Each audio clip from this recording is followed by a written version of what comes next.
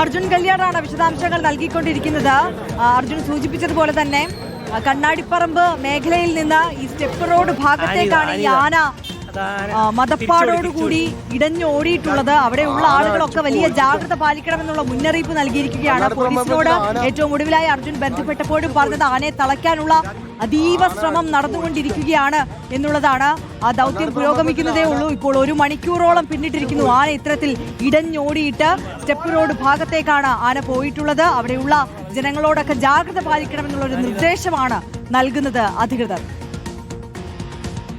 കണ്ണൂർ കണ്ണാടിപ്പറമ്പിലാണ് ക്ഷേത്രോത്സവത്തിനിടെ ആന ഇടഞ്ഞിരിക്കുന്നത്. വാഹനങ്ങൾ തകർത്ത് ആന ഓടുന്ന ദൃശ്യങ്ങൾ, ആശങ്കപ്പെടുത്തുന്ന ദൃശ്യങ്ങളാണ് ഇപ്പോൾ പുറത്തു വന്നിരിക്കുന്നത്. ഇപ്പോഴും ആനയെ ഈ നിമിഷവും തളയ്ക്കാനായിട്ടില്ല എന്നാണ് മനസ്സിലാക്കുന്നത്. അതിനുവേണ്ടിയുള്ള ശ്രമം അവിടെ പുരോഗമിക്കുകയാണ്. പക്ഷെ റോഡിലൂടെ ആന അധിക ദൂരം സഞ്ചരിച്ചു എന്നാണ് മനസ്സിലാക്കുന്നത്. കണ്ണാടിപ്പറമ്പ് ധർമ്മശാസ്ത്ര ക്ഷേത്രത്തിലായിരുന്നു ഉത്സവം കഴിഞ്ഞ് ആനയെ കെട്ടിയിരുന്നിടത്തു നിന്ന് ആന ഓടിയത്. അർജുൻ വിവരങ്ങളുമായി ചേരുന്നു. അർജുൻ, ഇപ്പോഴും ആനയെ തളയ്ക്കാനുള്ള ശ്രമം തുടരുകയാണോ? കർണൻ എന്ന ആനയാണ് ഇടഞ്ഞത് എന്ന് മനസ്സിലാക്കുന്നു. നിലവിലെ സാഹചര്യം എന്താണ് അർജുൻ?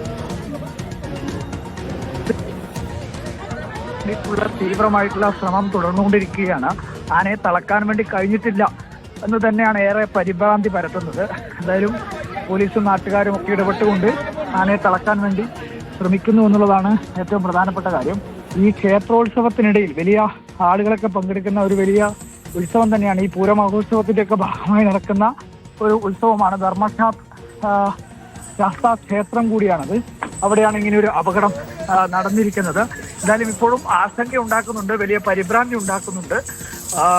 ഒരു പൂർണ്ണമായ നിയന്ത്രണത്തിലേക്ക് ആനയെ എത്തിക്കാൻ വേണ്ടി കഴിഞ്ഞിട്ടില്ല എന്നത് തന്നെയാണ് ഇപ്പോഴും മനസ്സിലാക്കുന്നത്. ക്ഷേത്രത്തിന്റെ ചുറ്റുമതിൽ തകർത്ത ആന വഴിയിലേക്ക്, റോഡിലേക്ക് ഇറങ്ങി ഓടിയിരിക്കുന്നു എന്നുള്ളതാണ് വലിയ ആശങ്കയുണ്ടാക്കുന്നത്. ഇപ്പോഴും ആനയെ തളയ്ക്കാനുള്ള ശ്രമം അവിടെ തുടരുകയാണ്. നിരവധി വാഹനങ്ങൾ ആന നശിപ്പിച്ചു. നമ്മൾ ആ ദൃശ്യങ്ങൾ കണ്ടു. ഇപ്പോൾ ആന റോഡിലേക്ക് ഇറങ്ങി ഓടിയിരിക്കുന്നു. അവിടെയൊക്കെ ഗതാഗത നിയന്ത്രണം ഏർപ്പെടുത്തിയിട്ടുണ്ട് പോലീസ് ഇടപെട്ട് എന്നാണ് അർജുൻ അവിടെ നിന്ന് റിപ്പോർട്ട് ചെയ്യുന്നത്. എന്തായാലും അവിടെ ആശങ്കയുണ്ട്, നിലവിലെ സാഹചര്യത്തിൽ ആശങ്കയുണ്ട് എന്ന് വേണം മനസ്സിലാക്കാൻ. ആനയെ തളയ്ക്കാനുള്ള ശ്രമം തുടരുകയാണ്.